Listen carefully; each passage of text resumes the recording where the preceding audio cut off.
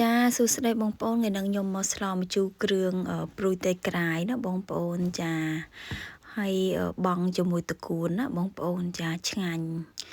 ដោយសារត្រីក្រាយមានជាតិណាបងប្អូនគ្រាន់តែថាវារៀងឆ្អឹងបន្តិចណាចាប៉ុន្តែយើងញ៉ាំមកកន្លែងព្រួយហ្នឹងអាហ្នឹងវាមានឆ្អឹងដែរប៉ុន្តែគ្រាន់តែថាឆ្អឹងវាហ្នឹងវាវែងយើងអាចញ៉ាំសាច់ត្រីបានសាច់វាមានជាតិណាបងប្អូនយើងយកមកស្លម្ជូរគ្រឿងអញ្ចឹងឆ្ងាញ់ណាចាដាក់បង់ជាមួយតកួនដែរហើយខ្ញុំបង់ម្អមដែរណាបងប្អូនដាក់ម្អមឲ្យច្រើនរត់តែឈ្ងុយចាដើម្បីវាកាត់ឆ្អាបអញ្ចឹងណាប៉ុន្តែទោះតដាក់ម្អមបន្តិចក៏វាមិនឆ្អាបដែរបងប្អូនដោយសារយើងកូរប្រហុកលាយជាមួយគ្រឿងខ្ទឹមឲ្យបងប្អូនអញ្ចឹងវាអត់ឆ្អាបទេចាវាឈ្ងុយឆ្ងាញ់អញ្ចឹងណាបងប្អូនចា